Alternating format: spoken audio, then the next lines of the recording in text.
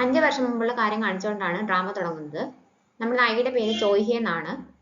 Miss ചോയ് കൊറിയയിൽ നിന്ന് ജപ്പാനിലേക്ക് വന്നേക്കുകയാണ്, ടോക്കിയോയിലേക്കാണ് വരുന്നത്. ഇപ്പോൾ വോയിസ് ഓവറിൽ പറയുന്നത് ടോക്കിയോയിലേക്ക് വരണമെന്ന് തീരുമാനിച്ചതല്ല, പക്ഷെ അവിടെ ഒരു ഫ്രണ്ട് ഉണ്ടായിരുന്നു. അപ്പോൾ ഫ്രണ്ട് സ്പ്ലിറ്റ് ചെയ്യാന്ന് പറഞ്ഞത് കൊണ്ട് അവിടേക്ക് പോകാനായിട്ട് തീരുമാനിച്ചതാണെന്നാണ്. അപ്പോൾ അവിടെ വരുമ്പോൾ ഒരുപാട് ലഗേജ് ഉണ്ട്. അപ്പോൾ ലഗേജ് സപ്പയിൽ കുടുങ്ങുകയൊക്കെ ചെയ്യുന്നുണ്ട്.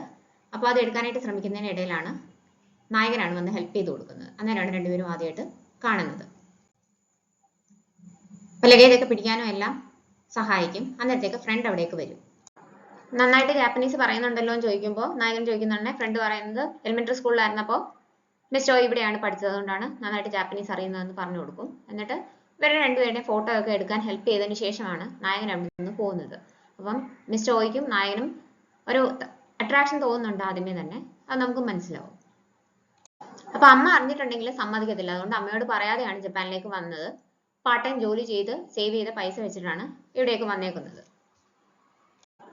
മിസ് ചോയ് പല സ്ഥലങ്ങളിലും പാർട്ട് ടൈം ജോബ് അന്വേഷിച്ച് നടക്കും. എന്നിട്ട് കിട്ടാതെ അവസാനം ലാസ്റ്റ് ഒരു ഷോപ്പിലേക്ക് വരുന്ന തന്നെയാണ് വീണ്ടും നമ്മുടെ നായകനെ കണ്ടുമുട്ടുന്നത്. എന്നിട്ട് രണ്ടുപേരും ഒന്നിച്ചകത്തേക്ക് കയറും. കയറി കഴിയുമ്പോഴാണ് രണ്ടുപേർക്കും മനസ്സിലാവുന്നത് രണ്ടുപേരും അവിടുത്തെ പാർട്ട് ടൈം ജോബിന് വേണ്ടിയിട്ട് അപ്ലൈ ചെയ്യാനാണ് വന്നേക്കുന്നത്. അപ്പൊ രണ്ടുപേർക്കും ഈ ജോലി അത്യാവശ്യമാണ്. അപ്പൊ ഇന്റർവ്യൂ നടത്തുമ്പോൾ മാനേജർ രണ്ടുപേരോടും ചോദിക്കുന്നുണ്ട് ജാപ്പനീസ് നന്നായിട്ട് അറിയാമോ എന്ന്. അപ്പൊ നായകൻ ജാപ്പനീസ് ലിറ്ററേച്ചറിലാണ് ഡിഗ്രി ചെയ്യുന്നത്. അപ്പൊ നായിക 5 വയസ്സ് വരെ ഇവിടെ താമസിച്ചിട്ടുണ്ട്, അതുകൊണ്ട് ജാപ്പനീസ് അറിയാം. പിന്നെ കൊറിയനും അറിയാം, അതുകൊണ്ട് തന്നെ ഇവിടെ വരുന്ന കൊറിയൻ കസ്റ്റമേഴ്സിനെ ഹാൻഡിൽ ചെയ്യാനായിട്ട് എനിക്ക് പറ്റും എന്ന് പറയും. പിന്നെ ഇവിടുത്തെ റെന്റ് കൊടുക്കാനായിട്ട് ഭയങ്കര പാടാണ്, എനിക്ക് ഇവിടുത്തെ റെന്റ് ഹൈ ആണ്, അപ്പൊ എനിക്ക് എൻ്റെ റെന്റ് പേ ചെയ്യണം, അതിനുകൂടി വേണ്ടിയിട്ടാണ് ഈ ജോലിക്ക് വേണ്ടി വന്നതെന്ന് പറയും. അപ്പോൾ നായകൻ പറയും ഞാൻ ചെറുതായിരുന്നപ്പോൾ മുതലേ എൻ്റെ ഫീസ് ഒറ്റയ്ക്കാണ് അടച്ചിരുന്നത്, അപ്പോൾ ഈ സെമസ്റ്ററിലെയും ഫീസ് ഞാൻ സ്വന്തമായിട്ട് അധ്വാനിച്ചാണ് അടയ്ക്കുന്നത്, അപ്പോൾ എനിക്ക് ഫീസ് അടയ്ക്കാനായിട്ട് പൈസ വേണം, അതിന് വേണ്ടിയിട്ടാണ് ഞാൻ വന്നതെന്ന് പറയും.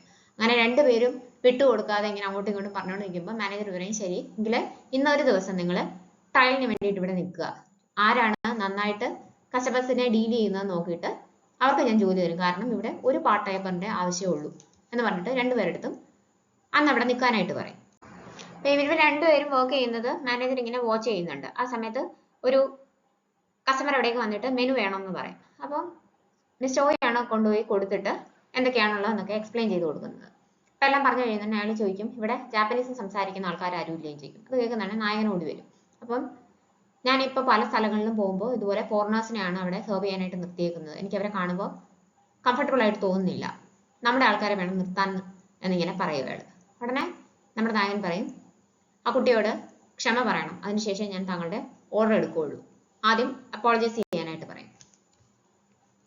ഉടനെ ഈ റൂട്ട് കസ്റ്റമർ പറയും ഞാൻ ക്ഷമ ചോദിക്കാനായിട്ട് ഉദ്ദേശിക്കുന്നില്ല. അപ്പം നായകൻ പറയും അങ്ങനെയാണെങ്കിൽ ഓർഡർ എടുക്കാൻ ഞാനും ഉദ്ദേശിക്കുന്നില്ല, നിങ്ങൾ ബാക്കിയുള്ള കസ്റ്റമേഴ്സിനെ കൂടി അൺകംഫർട്ടബിൾ ആക്കുകയാണെന്ന് പറയും. ഉടനെ നിങ്ങൾ കാരണം ഞാൻ ഇവിടുന്ന് കഴിക്കുന്നില്ല എന്ന് പറഞ്ഞിട്ട് ആ കസ്റ്റമർ അവിടുന്ന് പോകും. ഇതിനിടയ്ക്ക് ബാക്കി അവിടെ ഉണ്ടായിരുന്ന സ്റ്റാഫ് ഈ ബഹളം നടക്കുമ്പോൾ ഹെൽപ്പ് ചെയ്യാനായിട്ട് പോകാൻ തുടങ്ങുന്നുണ്ടെ മാനേജർ അവരെ വിലക്കും. പക്ഷെ വൈകിട്ട് വന്നിട്ട് നായകൻ മാനേജറെടുത്ത് ക്ഷമ ചോദിക്കും, കസ്റ്റമറോട് റൂഡായിട്ട് അങ്ങനെ പെരുമാറേണ്ടി വന്നതിൽ ക്ഷമ ചോദിക്കുമ്പോൾ അതിന്റെ ആവശ്യമില്ല, നന്നായിട്ടാണ് ഹാൻഡിൽ ചെയ്തെന്നുള്ള രീതിക്ക് പറയും. പക്ഷെ പിറ്റേ ദിവസം മുതൽ ജോയിൻ ചെയ്യാൻ പറയുന്നത് മിസ് ചോയുടെ അടുത്താണ്. അപ്പോൾ നായകൻ അത് പ്രതീക്ഷിച്ചതാണ്, എന്നിട്ട് അവിടുന്ന് യാത്ര പറഞ്ഞു പോകും. ഈ കാര്യങ്ങളൊക്കെ പറയുമ്പോൾ ഫ്രണ്ട് പറയുന്നത് അത് നിന്നെ ഇംപ്രസ് ചെയ്യാൻ വേണ്ടിയിട്ട് ചെയ്തതാണെന്നാണ്. പക്ഷെ അത് ഹോം സമ്മതിക്കുന്നില്ല.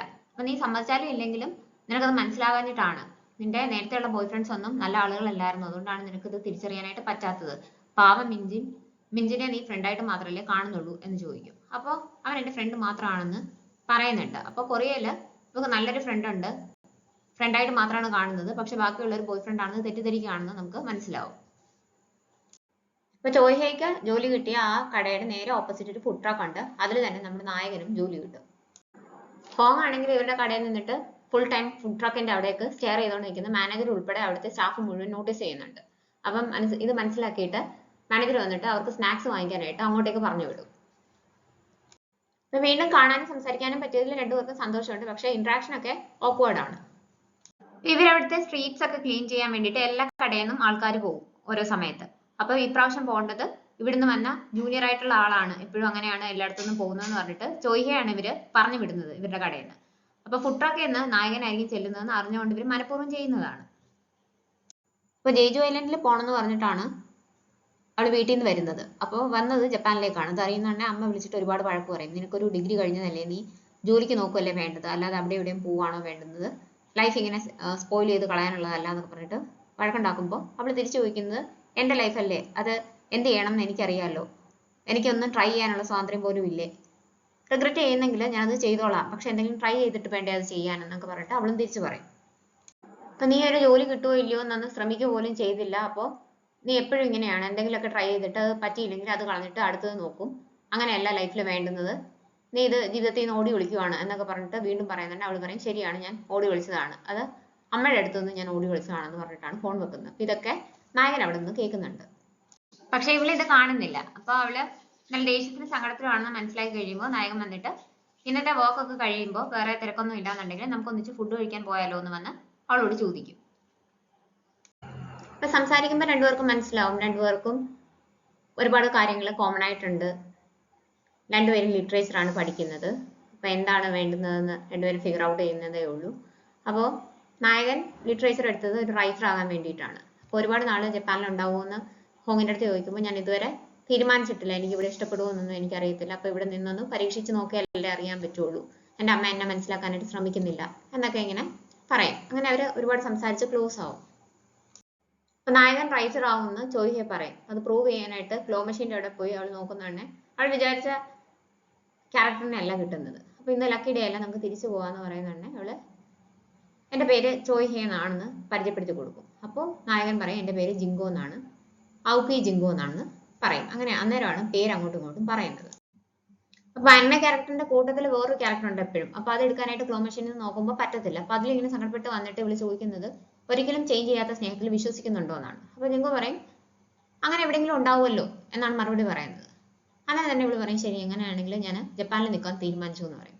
അപ്പൊ ഇതൊക്കെ ഇവളുടെ ഡ്രങ്കൺ ആൻറ്റിക്സ് ആണ്. ഇതൊക്കെ ഇവൻ ആസ്വദിക്കുകയും ചെയ്യുന്നുണ്ട്. ഞാൻ എന്നെ കൊണ്ടുവിടണ്ട, ഞാൻ ഓടി പൊക്കോളാന്ന് പറഞ്ഞിട്ട് ആണ് ഇവർ അവിടുന്ന് പിരിയുന്നത്. അപ്പൊ രാവിലെ ജോഗിങ്ങിന് പോകുന്ന ജിങ്കോയുടെ അടുത്ത് പറഞ്ഞിട്ടുണ്ടായിരുന്നു ജോയി.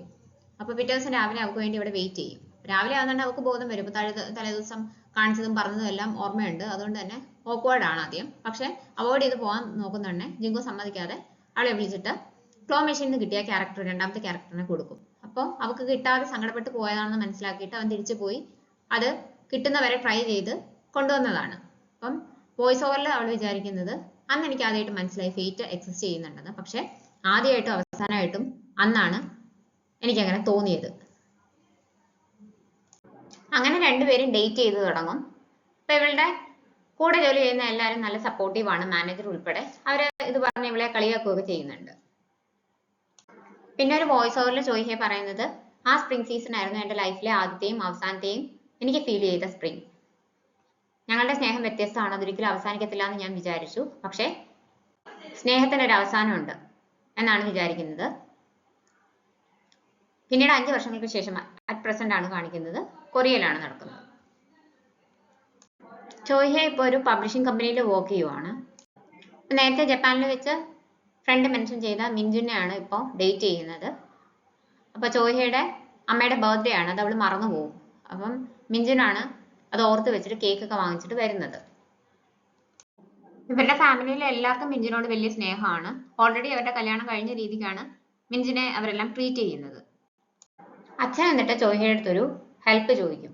പിറ്റേ ദിവസം എയർപോർട്ടിൽ പോയിട്ട് ജപ്പാനിൽ നിന്ന് ഒരാൾ വരുന്നുണ്ട്, അപ്പം അയാൾക്ക് വേണ്ടിയിട്ട് ഇന്റർപ്രറ്റർ ആയിട്ടൊന്ന് വർക്ക് ചെയ്യണമെന്ന് പറയും. അപ്പോൾ ഞാൻ ജാപ്പനീസ് സംസാരിച്ചിട്ട് കുറെ കാലമായി, അച്ഛനും ജാപ്പനീസ് അറിയാലോ, അച്ഛന് പൊക്കൂടെ എന്ന് ചോദിക്കും. അപ്പോൾ അച്ഛന് വേറെ സ്ഥലത്ത് പോകാനുണ്ട്, അത് മാറ്റി വെക്കാനായിട്ട് പറ്റത്തില്ല, അതുകൊണ്ട് ചോയ്ഹെ പോണമെന്ന് നിർബന്ധിച്ച് പറയും.